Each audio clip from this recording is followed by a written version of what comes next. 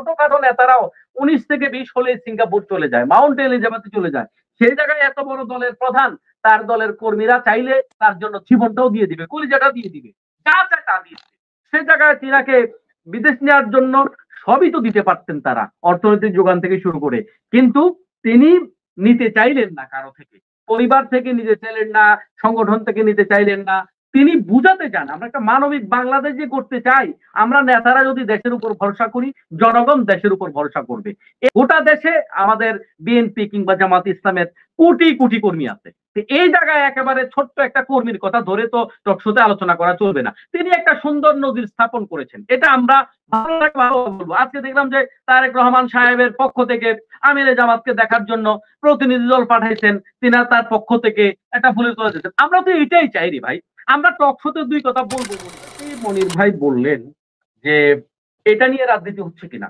দেখুন, অ্যানালাইসিস ভালো, গত টকশোতে আমি আপনাকে বলেছিলাম অতিমাত্রায় অ্যানালাইসিস আবার ভালো না, যে একটা ভালো জিনিস থেকে মন্দ জিনিস বের করা, এটা আবার কি না, এটা আবার ভালো না।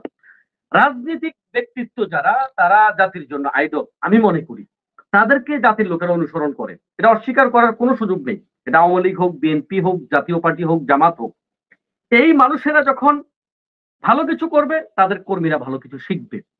বাংলাদেশের আল্লামা দেলোয়ার হোসেন সাইদী সাহেব একটা কথা বলেছিল যে আলেমদের ঐক্য গোটা জাতির ঐক্য, কারণ গোটা বাংলাদেশের সকল মানুষ ঘুরে ফিরে আলেমদের পিছনে আছে, সপ্তাহে একবার তাদের পিছনে যায়। তো আলেমদের ঐক্যবদ্ধ হওয়া মানে গোটা জাতি ঐক্যবদ্ধ হওয়া।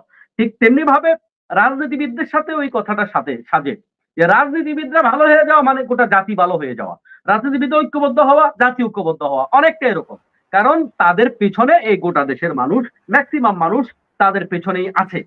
তো সেই জায়গা থেকে আমরা যখন দেখি যে একজন মানুষ সাদামাটা জামা কাপড় পরে গিয়ে তার কর্মীর জানাজায় নিজে ইমামতি করলো, আবার নিজের এত বড় একটা দলের প্রধান হয়ে যাওয়া হওয়ার পরেও ওই কর্মীকে তিনি কবরে নিজে নামাচ্ছেন, এটা কিন্তু মানুষের হৃদয়ে লাগে। আমরা তো এটাই চাই। যখন আমরা দেখি তিনি রিক্সায় চড়ে জনগণের সাথে হাত মিলান, আমাদের কিন্তু খুব ভালো লাগে। আমরা যখন দেখি যে তিনি সাধারণ লোকজনের মতো করে একজন কর্মীর বাচ্চাকে সে কোলে নিচ্ছে, আদর করতেছে, তারপরে এখন যেটা তিনি দেখালেন, গোটা দল এক পাশে, যে না আমরা আমাদের এই প্রিয় নেতাকে, যিনি ইতিমধ্যে গোটা বাংলাদেশে মানবিক কাজের দিক থেকে ফ্রন্টে যারা আছে একেবারে এক নাম্বার, আমরা যদি বলি এই যে গত 5 বছরের বন্যাগুলো গেল, গত 5 বছরের যে দুর্যোগ গুলো গেল, সবার আগে আমরা যাকে দেখতে পেয়েছি, এবং কৃত্রিম ভাবে হুটহাট করে না, মানে ইনি এভাবেই করে থাকেন। এইভাবে আমরা দেখেছি যে নিজের মাথায় বোঝা নিয়ে নিজে দৌড়ায় যায়, কখনো পাঞ্জাবি এভাবে বটে। এরপরে গত সমাবেশে তিনি যেটা দেখালেন, জীবনের চিন্তা করলেন না, বাঁচার চিন্তা করলেন না, জাতির জন্য কথা বলতে হবে, গোটা বাংলাদেশ থেকে মানুষ তাকে তার কিছু কথা শোনার জন্য এসেছে, জীবনের চিন্তা না করে উঠে বসলেন, বসেই বাকি কথা শেষ করলেন। এই যে জনদরদটা, এই যে ভালোবাসাটা, এগুলা কিন্তু আমাদের জন্য অনন্য নজির।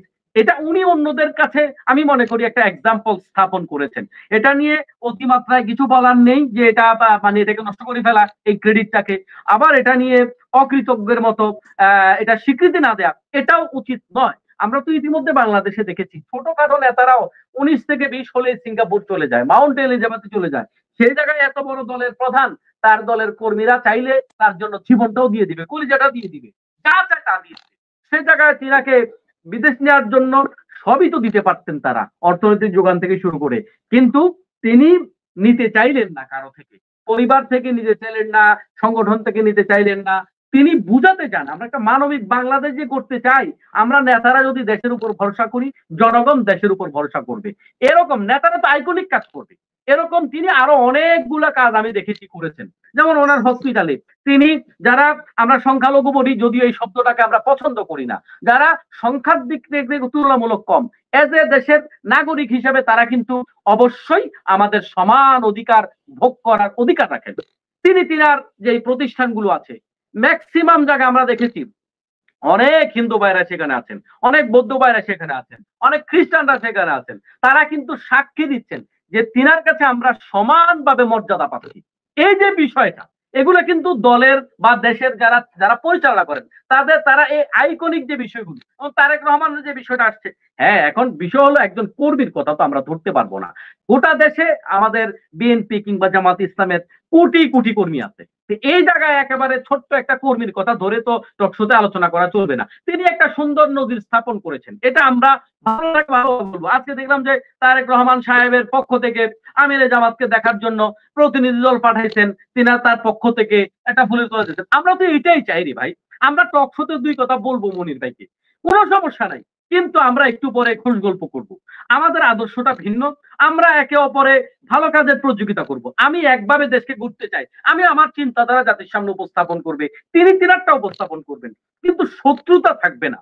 আজকে বাংলাদেশে বিশেষ করে 2007 সালের পর থেকে, মানে 1-11 সরকার থেকে শুরু করে এই পর্যন্ত আমরা যেটা দেখেছি, বাংলাদেশে একটা প্রতিহিংসার রাজনীতি শুরু হয়েছে।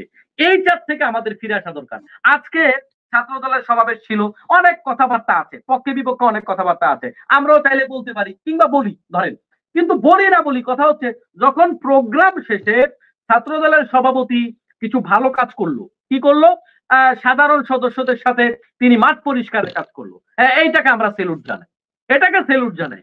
কিন্তু আমরা যখন দেখি 24 ঘন্টার মধ্যে 26 ঘন্টা হয়েছে, ঢাকা বিশ্ববিদ্যালয়ের সাবেক সভাপতি বলছে ছাত্র দলের সভাপতি এবং সেক্রেটারিকে যদি শিবির শব্দটা বাদ দিয়ে বক্তৃতা দিতে বলা হয়, তাইলে মনে হয় 1-2 মিনিটের বেশি বক্তৃতা দিতে পারবে না। এটা কেন হলো? এটা কেন হলো? শিবির এই যে জুলাই বিপ্লবের যে নিদর্শনগুলা নিয়ে সোহরাওয়ার্দী উদ্যানে যেটা করেছে, শিবির কদিন আগে যে সায়েন্স ফেস্ট করেছে, শিবির ঢাকা বিশ্ববিদ্যালয়ে কয়েক দর্জন বড় বড় কাজে হাত দিয়েছে। এখন ছাত্র দল দাবি তো করে সবচেয়ে বড় সংগঠন, তারা তো দাবি করে, তো দাবি যদি করে থাকে, শিবিরের এবিলিটি যদি 40% থাকে, তাদের এবিলিটি হবে 60%, মানে তাদের থেকে 20% বেশি হবে। তাহলে সে জায়গায় শিবির যে বড় বড় কাজগুলো করলো, গোটা বাংলাদেশে বিজ্ঞান ফেস করলো, বিভিন্ন জায়গায় ক্ষুদে বিজ্ঞানীদেরকে নিয়ে আসলো, তারপরে মেধার ভিত্তিতে বিভিন্ন জায়গায় বিভিন্ন পরীক্ষা, বিভিন্ন প্রতিযোগিতা, বিভিন্ন বৃত্তি, বিভিন্ন জনকল্যাণমূলক কাজ, বিভিন্ন ফল চক্র, বিভিন্ন প্রি মেডিকেল ক্যাম্প, এই যে ভালো কাজগুলো শিবির দেখাচ্ছে, শিবিরের সমালোচনা না করে, যেহেতু তারা যোগ্যতায় বড়, দাবিও করে বড় দল, তাহলে আরো কিছু ভালো কাজ করুক না। সমালোচনার দরকার কি? সমালোচনার টাইম কোথায়? ছাত্র দলের মতো এত বৃহৎ সংগঠনের সভাপতি সেক্রেটারি আরেকজন নিয়ে সমালোচনা করার টাইম, তার তো অফিসে অনেক কাজ থাকবে, মেলা কাজ থাকবে, তার আরেকজন নিয়ে সমালোচনা করার টাইম কই?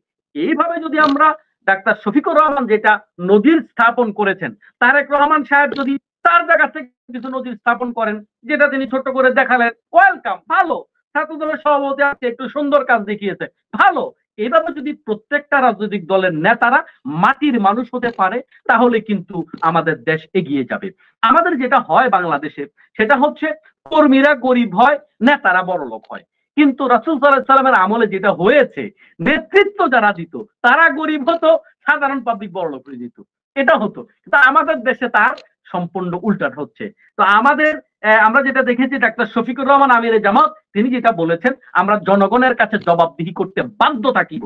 আমরা প্রত্যেকটা বাজেট, প্রত্যেকটা বিষয়, প্রত্যেকটা হিসাব, প্রত্যেকটা প্রজেক্টের বাস্তবায়নের পরে জনগণের কাছে হিসাব দিতে হবে। আচ্ছা, বাংলাদেশে যে দুর্নীতিতে আমরা চ্যাম্পিয়ন হলাম, দুর্নীতির এত কথা, শেখ হাসিনার এত দুর্নীতি, গতকাল দেখলাম ওই যে জুলাই যোদ্ধা ইনকিলাব মঞ্চের হাদিস, সে বললো যে শেখ হাসিনা এত এক্সপার্ট হয়েছে, দুর্নীতি আকাশ ছুঁয়েছে, তাদের দেশ পর্যন্ত দুর্নীতি নিয়ে আসা, মানে কি বলে যে পৌঁছাইছে।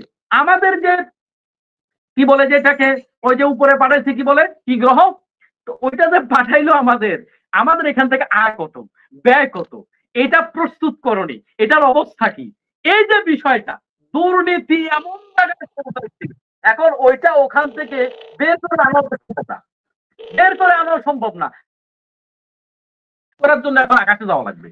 এই যে অবস্থা, হাসিনা কিন্তু সে জায়গায় পৌঁছেছে। এত ডাকাত, এত দুর্নীতিবাজ, এগুলা কি করে তৈরি হলো?